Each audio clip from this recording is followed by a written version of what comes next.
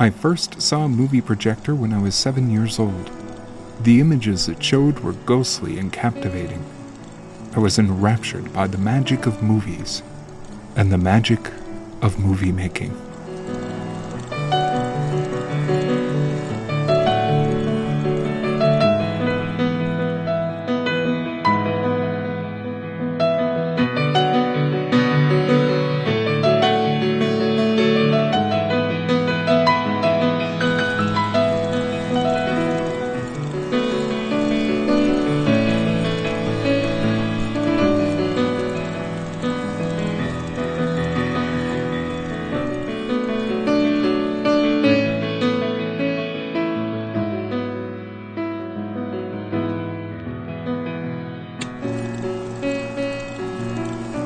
The magic for me started early. Home movies made by my father in the 1960s. That's me getting bopped on the head by my brother. But all movies are magic, for what appears to be in motion is not. Instead, a motion picture is made up of individual still images called frames. Movies in the theater run at 24 frames per second, while old silent films and home movies run at 18. Video is an electronic medium but also has frames, running at either 24, 30, or even 60 frames per second. Regardless, each frame is projected, one after the other. Persistence of vision means we keep in our brains an image of one frame as the next frame comes into view. This is what gives us the illusion of motion. This is my friend Alex Peacher. He's 27 years old and a student at Boston's Emerson College. He's getting a Master of Fine Arts degree, and his thesis is a short film called The Safe Maker. Ever since 10th grade, I knew I wanted to be a graphic designer. I took a graphic design class in high school, and I was really excited about it. I loved it. Well, when I graduated from the University of Dallas, I got a job up here in Boston, working as a graphic designer for the NBC affiliate. And I did that for a year and a half, and at first I really liked it and it was exciting, and then I plateaued, and I realized very quickly that I was good at it but I wasn't great, and so that had me going into a lot of soul searching and talking with my brother. And then after talking with him, I realized I had been making films my entire life since I was a little kid. I had been making films with my friends this entire time, and I just loved it, and it was so much fun. Well, even in college, I had been making films, and it never occurred to me that what I was doing was like something I might want to do as a career. I loved it, but I just didn't realize that I loved it. I could edit for 14 hours straight, forget about eating meals, and I was like, that's a sign. Like, the fact that I can forget to eat, and I love to eat, was a really strong sign to me. And so that's how I knew I wanted to go into film. And then I applied and got into Emerson, and here I am getting my MFA.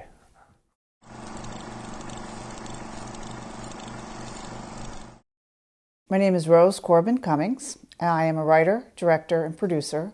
I am also a teacher. I am a lecturer at Boston University, teaching in their screenwriting department.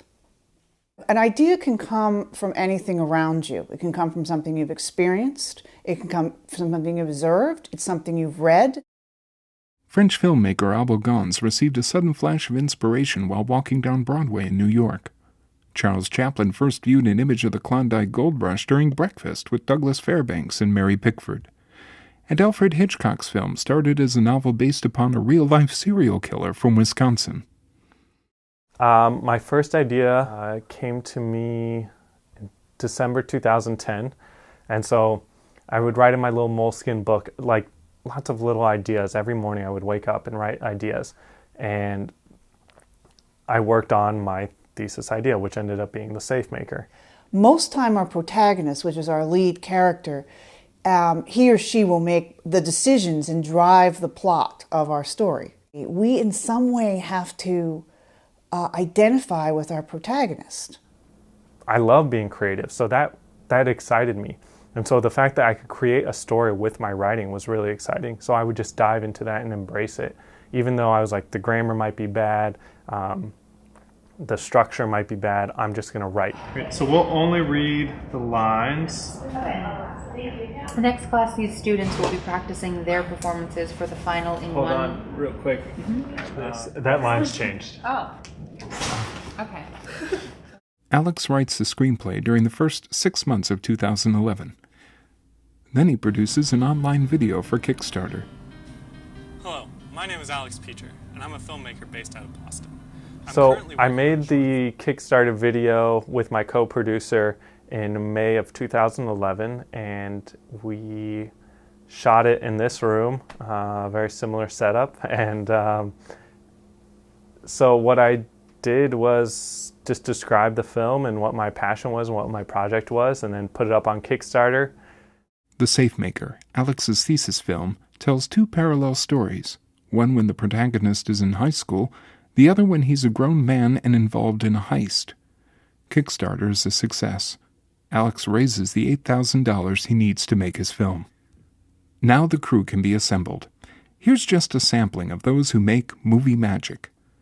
The producer oversees the entire film process and supervises most major aspects of the production. The director translates the screenplay into a visual language, determining camera placement and movement of the actors on set. The assistant director is sort of a slave driver, watching over the on-set schedule so the director can concentrate on creative work. The cinematographer is also called the director of photography, or DP, and is the cameraman for the film, responsible for the overall look of the image, and works closely with the director and the gaffer. The gaffer is in charge of lighting, and works closely with both the DP and the director. Well, everyone wants to assemble their crew, like you want to form the dream team. So there were 2 or 3 different people for almost every role that I was considering, and basically one, I would have my top choice, and I would say, all right, does this person mesh with my style, what my vision is? Will they be able to help me bring that vision to life? Okay. So as long as you don't go past there. So try. Actually, Victoria, will you just stand there, and I just want to see what it looks like dollying back. Back. I thought she's coming in. No, nobody's coming in. Oh. Choosing locations for a film is probably, my opinion, one of the things that feels the slowest in moving in the process. All of the locations I found were by the grace of God. I wouldn't have found them without His help, 100%.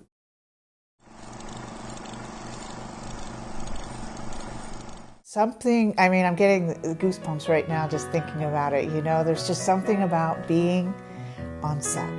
And there's like this wonderful chaos. It's just like, wow, how do human beings come together and make such glorious images?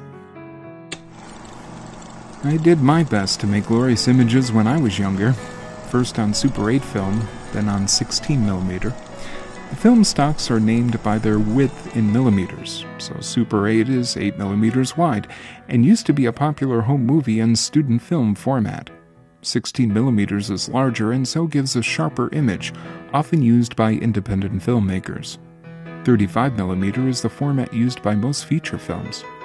70mm is a special large format often used for large epic-scale productions.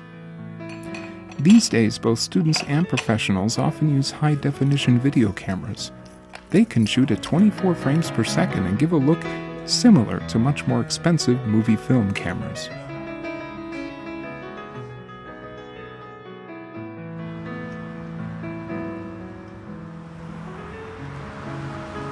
It's July of 2011. The Safe Maker crew has a memorable shooting day. Alex has one word to describe the experience. Miserable.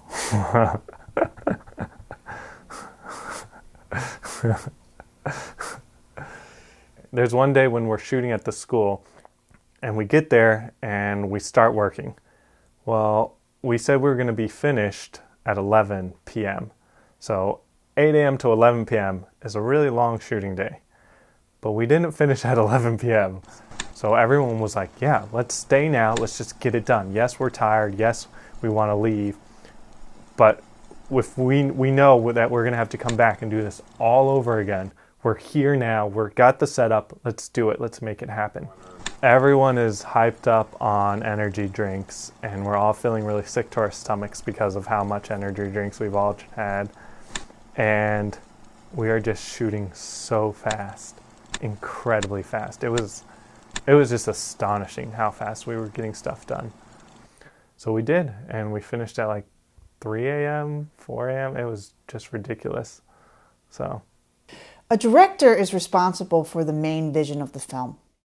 And so it's kind of like the general. You have to kind of like hold, you're the one where everybody comes to you. Like, you know, you could have a million decisions in the middle of a set. Your lighting person's coming to you, like, what do you think? Go look at the monitor.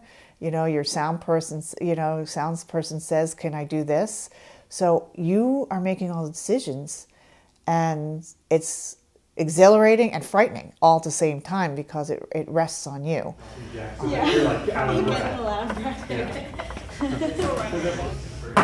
Okay, cool. And then, so she says, thank you for your performance. Do you want me to stand and listen to her say that and then start walking, or? You start walking in the middle of it, because then you know she's saying that so that you need to move off the stage. Hi, I'm Diana Rice, and I'm an actress for stage and film. An actor is a performer. She or he portrays a character and brings it to life, whether it's on film or stage. A lot of the techniques I like is the method acting, and it just uses your emotions and sensory memories of, you know, using your own resources to be portraying whatever that is, you know.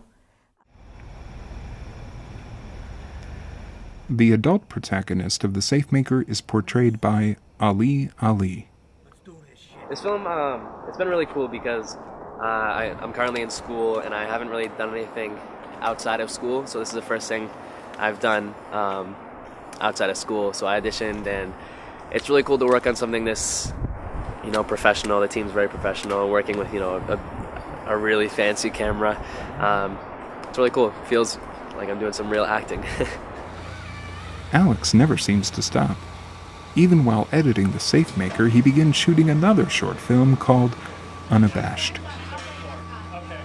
Specifically, my job on this film shoot, Unabashed, directed by Alex Peacher, is I helped him with casting and scheduling, finding locations, filling out insurance forms, getting equipment insurance, and I'm sorry. And answering phone calls. And answering phone calls from the director of photography. Okay, bye. Hey, Matt and Daniel and Allison, can you run down for one more trip? Yes. Thank you. Just like that. See how a producer does things? Exactly. She's always bossing. I'm glued to this thing. I am the location sound recordist, and I believe I'm doing post-production on it as well.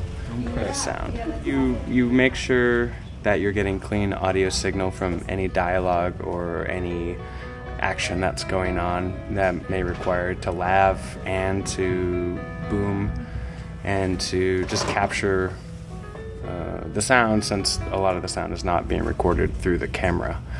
So you can get a clean production sound to be used later in post-production to clean up and edit and make it sound like a real movie.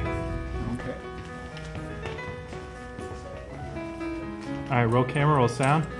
I would say Alex's work ethic is the best I've seen in the MFA program, because he makes more projects that are not assigned, that are just of his own creative wanting than any other student at Emerson. And you know, I'm in the labs almost all the time, and there's no other student that's in there working more than Alex. I think it shows. Not only is his work quite good and his skills are quite high, just to see you guys in the spot. He's one of the most respected students in the program, so that doesn't just happen. Yeah, I mean, you earned that, and he's earned it. So, and he, you know, on top of that, he's like a super nice guy. So, basically, we pretty much all just hate him because he's kind of perfect. Here's your mustache, your birthday mustache. Oh, now you draw the mustache on the tape. No, because you're gonna miss. You're the director. I do what you said. Yeah, I'm not gonna. I need you to do the splits. Do you need me to dance? Yeah. Hey, how's it going? My name is Dan Salgarolo, and if you have a minute, I want to... Dan Salgarolo is several years younger than Alex. His thesis film is Simulacrum, an ambitious science fiction movie that will complete his work for his Bachelor of Fine Arts at Boston University. Dan and his crew are in their early 20s. They have little experience, but a lot of enthusiasm. They want to make this the best film possible. Basically what we're trying to achieve is the most even lighting you can. Okay. So the least angled, the better. My name is Javier Melendez, and I am a freelance filmmaker here in the city of Boston, and I specialize in lighting and camera. I'm working full-time on a episodic documentary for PBS called The Latino Americans.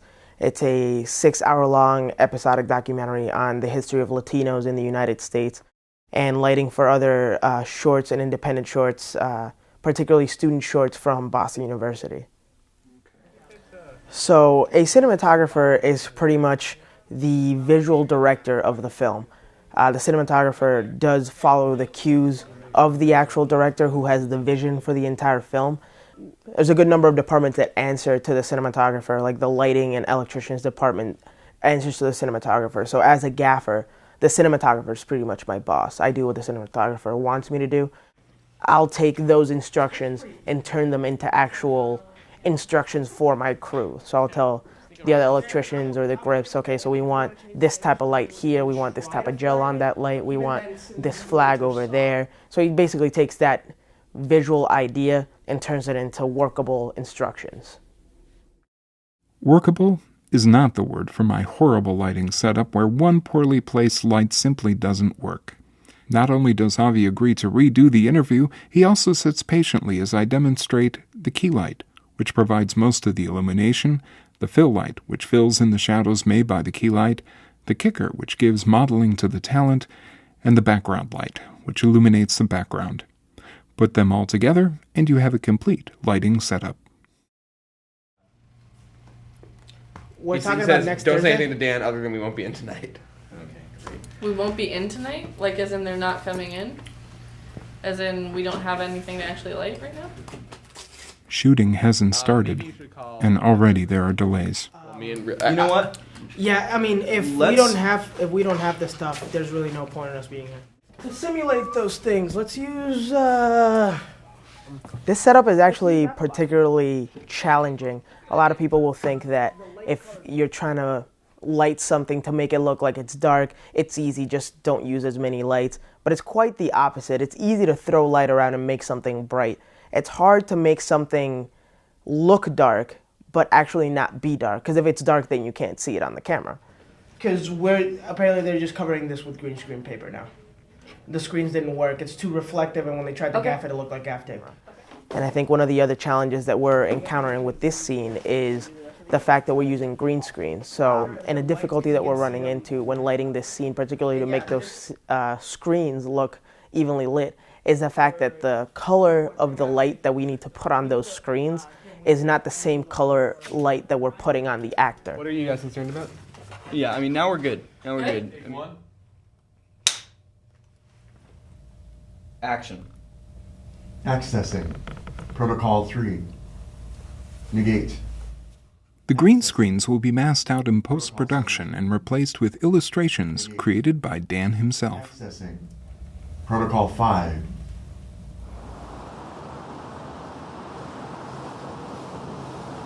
Meanwhile, shooting continues on unabashed. I thought the car was towed, and it wasn't, which was a miracle, which was great. And I didn't have a ticket, but the battery was dead. So AAA came, jump-started it, then went to go pick up the U-Haul, left the key to the U-Haul in my apartment, went back to the apartment, and got the key, went back to the U-Haul, picked it up, and we're running late.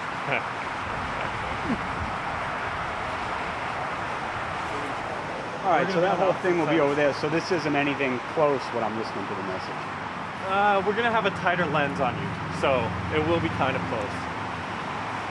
And this is your big emotional moment. This is for the money here. Scene 19 feet, take 3.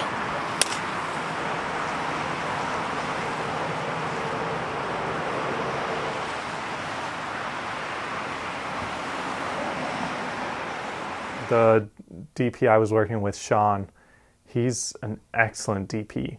But at times we would have differing opinions on things because I want a certain look that he doesn't like. He doesn't like that style of shooting and he thinks it looks one way, whereas I like it because I think it looks a different way.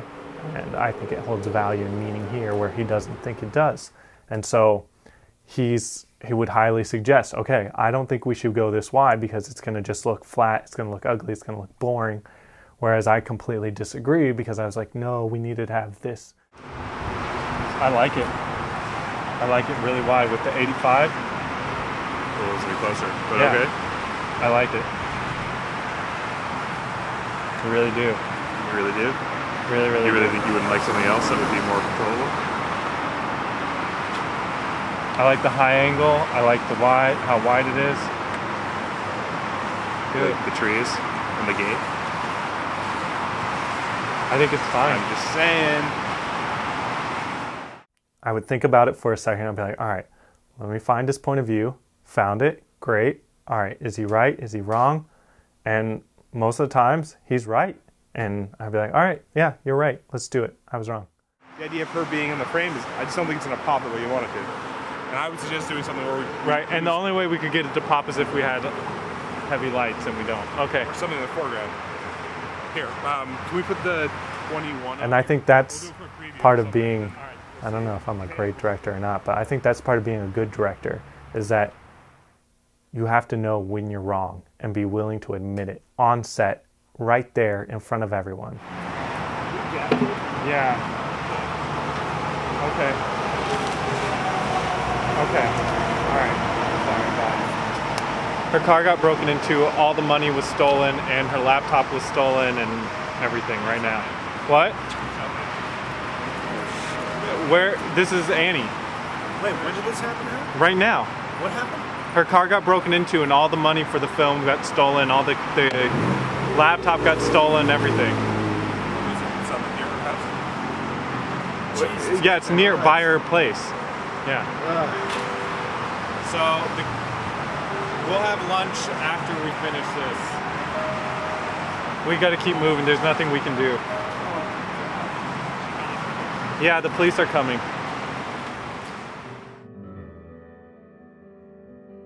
Insurance covers everything, but the incident is not good for crew morale.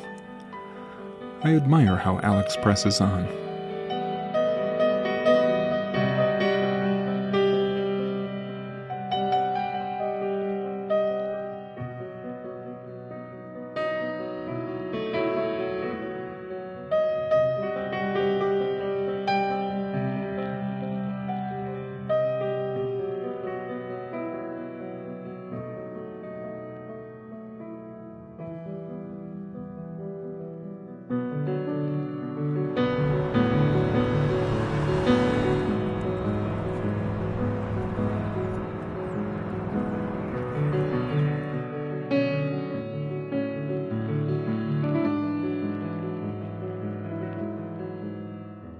So today we're lighting the classroom scene.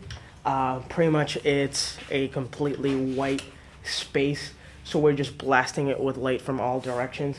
So as you can see here, we have 9 China balls set up. These are what we call China balls, give really soft, diffuse lighting. And then back here, we have 2 HMIs, which are huge lights, very bright, that we're just bouncing into the ceiling, again, giving us this soft evenness where you don't see any shadows, or barely any shadows. It's very inconvenient. Totally. Don't they know we're making it fun in these pens? The crew is set to begin a long shooting day, but time is critical. Like Alex, if Dan doesn't complete his film, he has no final project. If he has no final project, he doesn't graduate. We have twice as much work to do today as we've done on all the other days, and seriously, there are not enough hours in the day to do what we've been doing at the pace that we've been going. We're all buddies, all right? Yeah, we're all friends, okay? But, you know, don't get miffed if I get a little mean today. We gotta just move, okay? Right.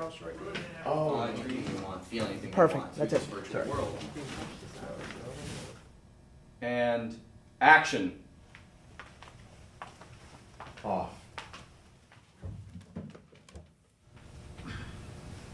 I've stolen something very important from the CBA. A secret. One that I would show to you. Cut. Good. I like that. Let's get the camera, the feed one.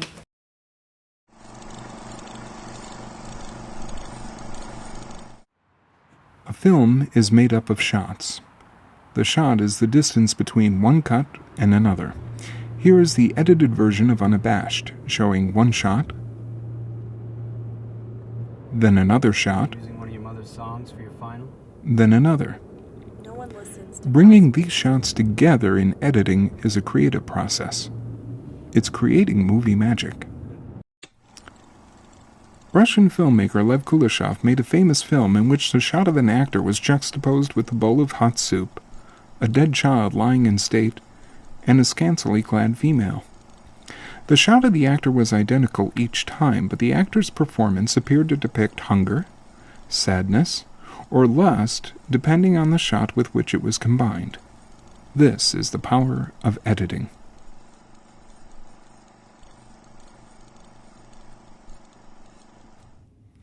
When I was a film student, I edited using this, a splicer that actually cuts the film and glues it together. Now both film and video are edited on computer. This is the opening scene from Alex Peacher's Unabashed.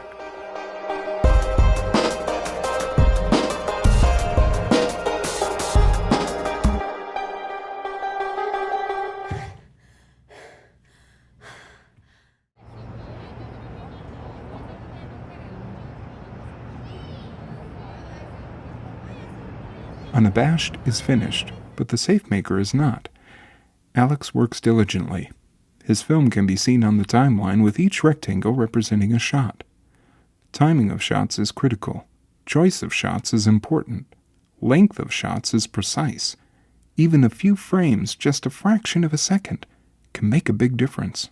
And so right now, I'm editing around something that I don't like is this little pullback on his cheek. It shows that he's a little nervous as an actor. And then right after he finishes it, he gets into character again. So I'm going to cut around it and cut right after that expression's gone.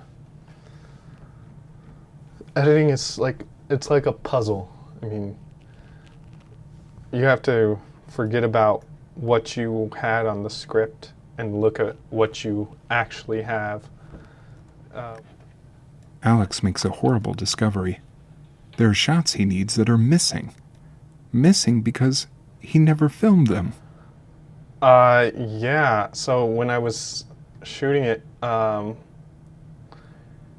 we were on such a time constraint that I didn't get all the coverage I wanted. And so I am just really trying to work with piecing together what I do have. So, I mean, I don't have like all the best reaction shots.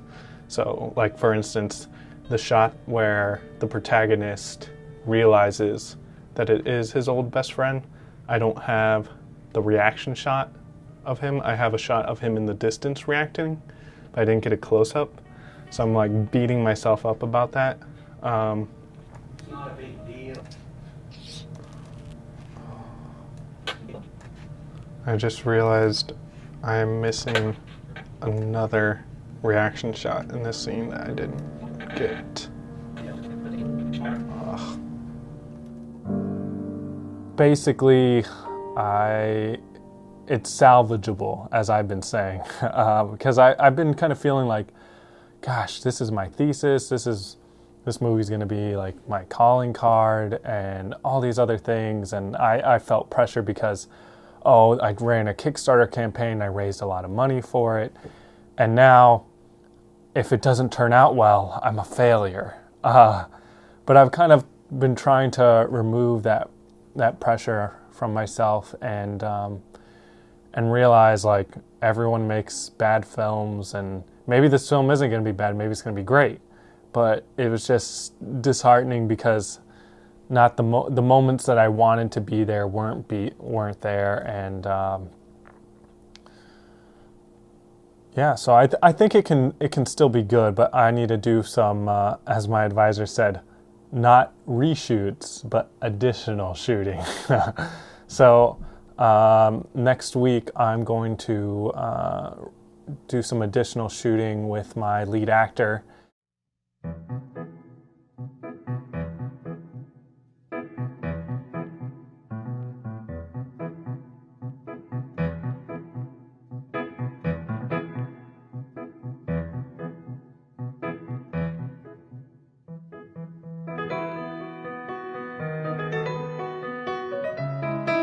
Today is December 19th, and we are doing some additional shooting, not reshooting, additional shooting for The Safe Maker.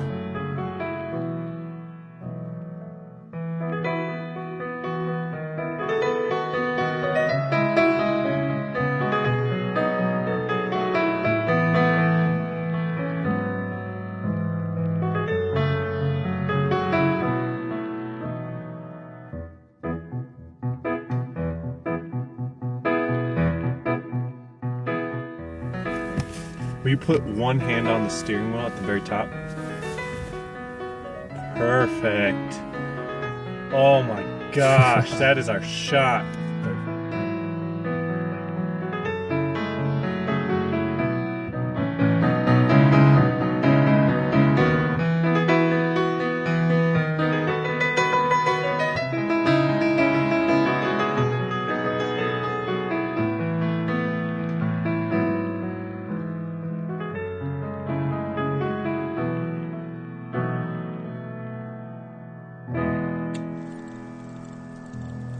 Special effects have been part of movie magic since the silent days.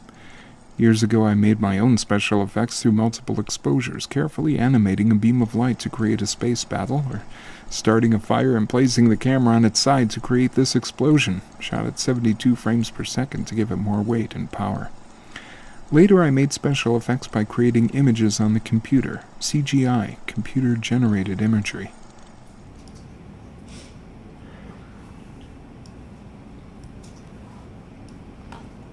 Dan is creating effects for Simulacrum. Glowing displays created in Adobe Illustrator are combined with live-action footage in Adobe After Effects. The process is very long and complicated.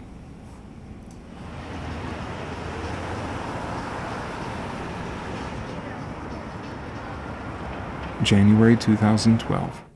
Alex continues editing The Safe Maker. I don't think it's going to be great. I don't think it's going to be awful. I think it'll be just good, just making it to good. And I'm really content with that right now. Before I was not at all, but I've realized that that actually this has been a big blessing in disguise, because I've learned more than I ever could have with it being a failure at first than if it was a success right away.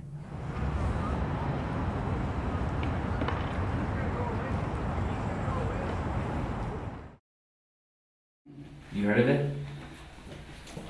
The safe is customized. Yeah, of course it is. No, I mean it's a custom, one-of-a-kind safe. I mean the guy's like a Houdini of safes.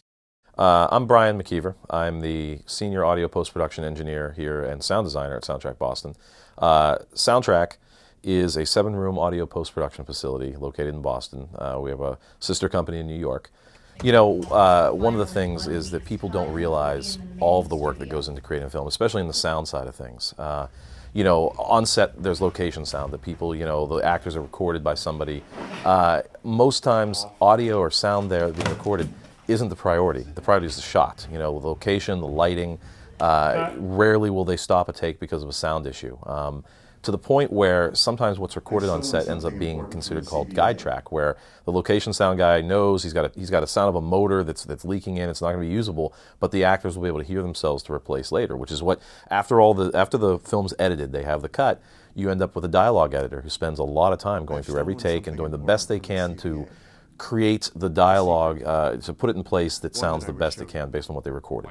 Then, once they realize there's certain areas where, all right, things aren't so good, they go in and start planning out their ADR, their automated dialogue replacement. A lot of people are very surprised about that most major motion pictures have a significant amount of their dialogue that's replaced.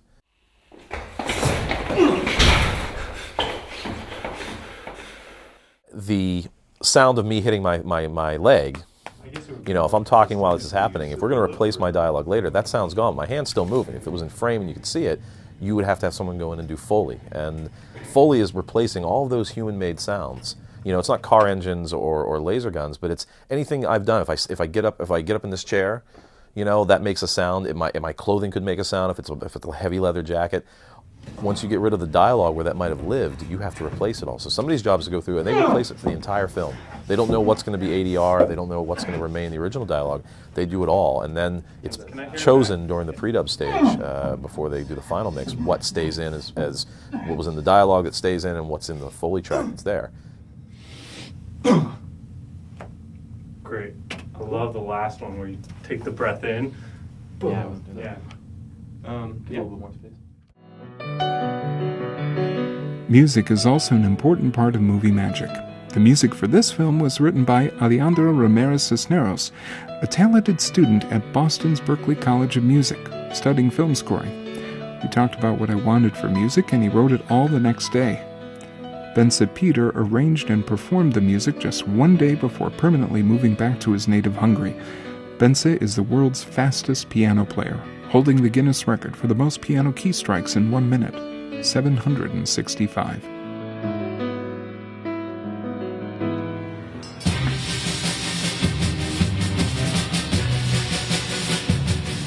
Among film composers, none jams more than the blazingly unique and world-famous three-man Alloy Orchestra. My name is Ken Winokur. I am the director, percussionist, and clarinetist for Alloy Orchestra. Alloy Orchestra writes and performs live accompaniment to silent films. Well, it came about 21 plus years ago. The programmer at the Coolidge Corner Cinema here in Boston wanted to show the film Metropolis, and so he wanted somebody to do a new score for it, and he asked us just sort of casually if we would throw together a score for this weekend's worth of performances. And we very quickly realized that there was a real power to this multimedia presentation, combining a live musical presentation with a glorious 35mm projection. It just seemed to have a synergy and a power that individually they don't have. And we get a film on some digital format now. We put it in the computer. We set up a few mics in the recording studio, and we go through the film scene by scene, and we do an interestingly different process because there's three of us and we work collaboratively. Basically improvise between the three of us, tape recording the ideas, and as soon as we have one that we kind of like, we move on to the next scene in the film, and so forth throughout the film. The idea is then to really turn it into music, make it follow the film very specifically so that you catch the kind of changes in scenes, the changes in energy or tempo or emotional content, and you basically make the music kind of ride the film throughout it. We tend to spend 2 or 3 months on a score. We write them very specifically and then rehearse them to death so that we can actually perform them live, essentially the same as it was the last night we did it.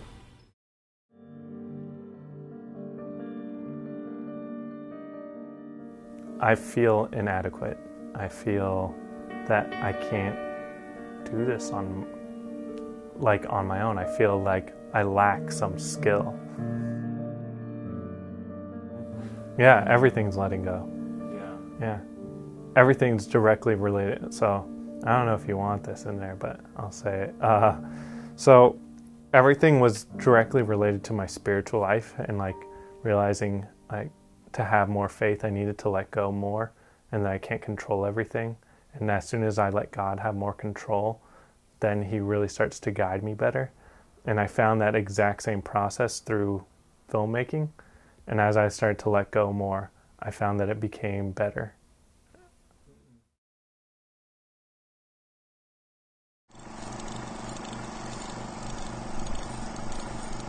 My name is Chapin Cutler.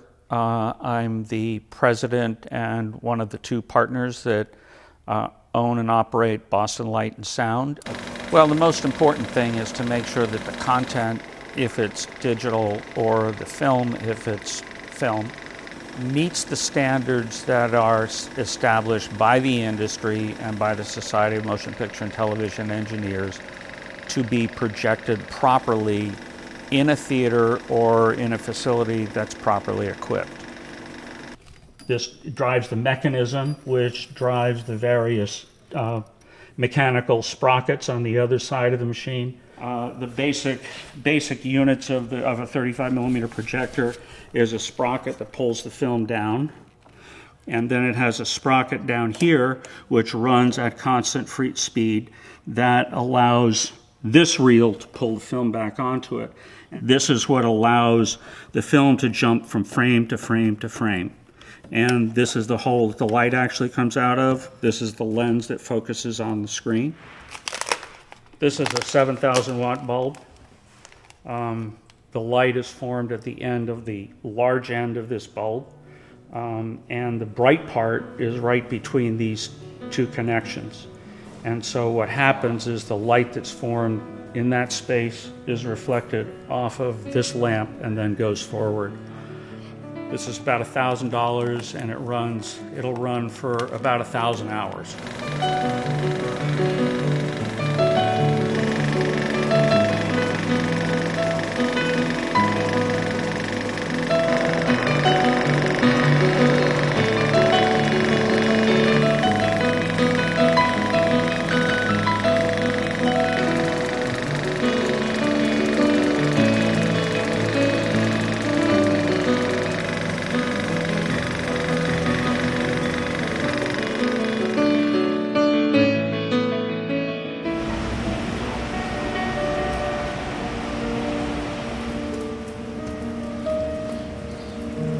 Alex shows the safe maker to his thesis committee.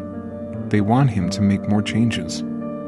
At this point, reality sinks in. Alex will not complete his film in time for graduation. Initially, I just wanted to be done with the project. I'd been working on it for so long. Well, all the changes they suggested, I completely agreed with. And so I was like, who am I going to kid? Like, I completely agree with them. One of them was the main story wasn't coming through very clearly. Like, yeah, you kind of got it, and everyone knew what was going on if they really thought about it, but it wasn't clear. The main story is what holds it through. So the main story is it's a heist film. It's about stealing money from a safe.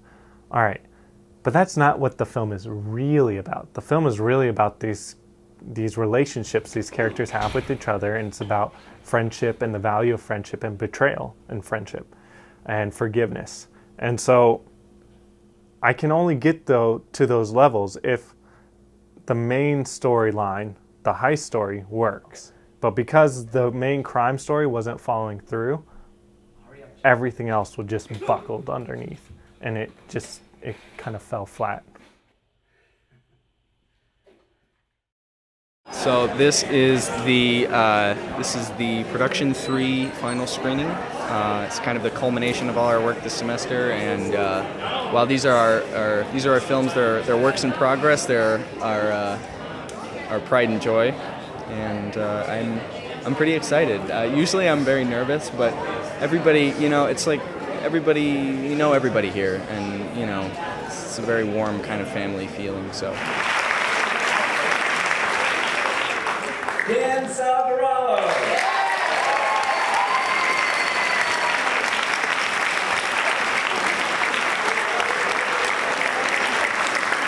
And Phoebe Walden.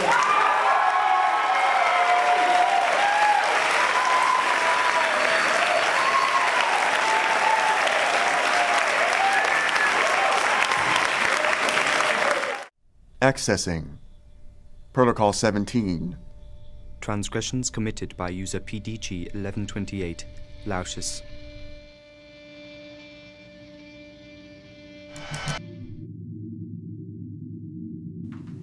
Off. I have stolen something important from the CVA. A secret. One that I would show you. Why can't you shut him down? He built that place. I can't just waltz in.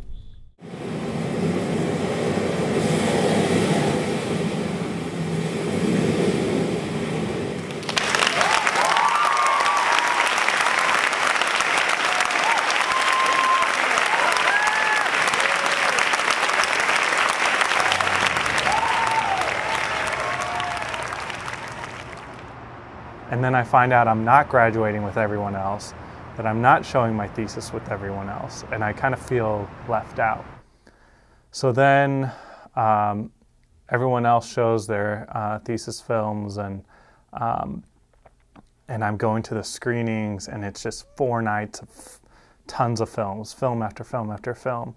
I don't know if I can make a film at this quality, because at that point, all their films are so well polished, and they're so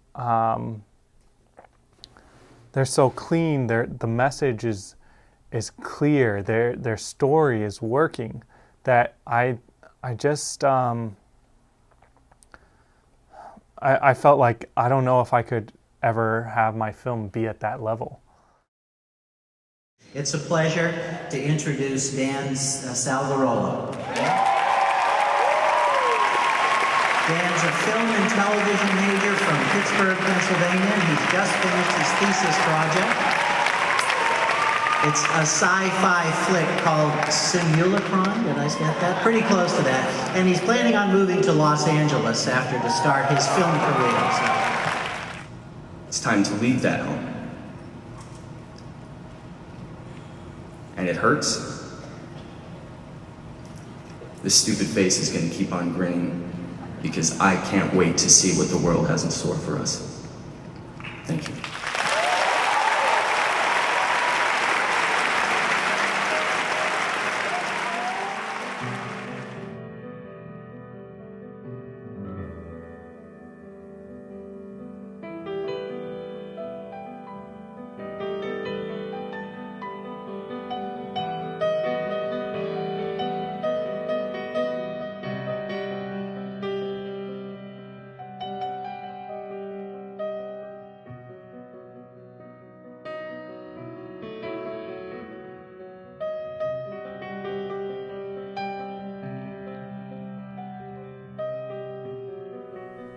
I feel lonely. I've been going into the computer labs already, and it's lonely on campus, and it's kind of the pace of life has slowed down.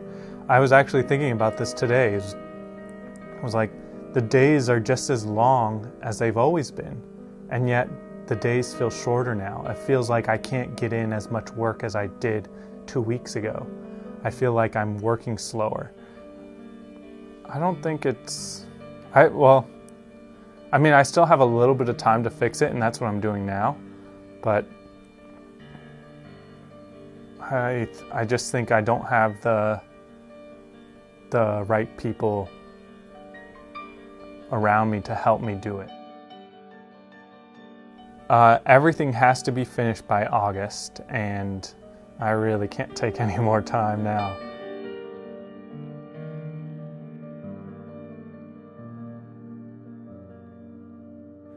Later I tell Alex of those filmmakers who struggled even after they achieved great success.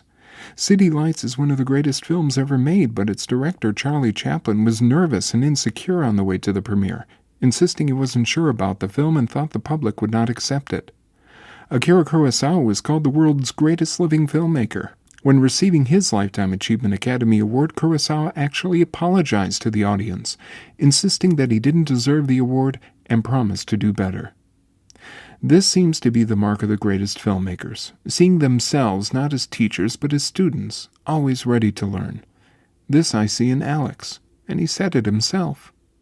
That actually this has been a big blessing in disguise, because I've learned more than I ever could have with it being a failure at first.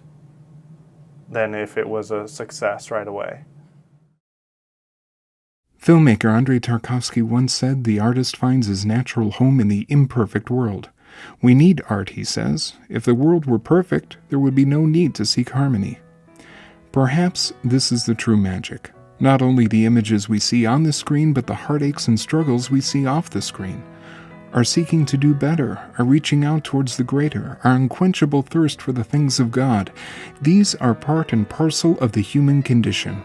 Behind every flickering frame is a story of life, of youth, of art, of friendship, of betrayal, of success, of failure. This is the stuff of humanity's yearning. This is the magic of movie making.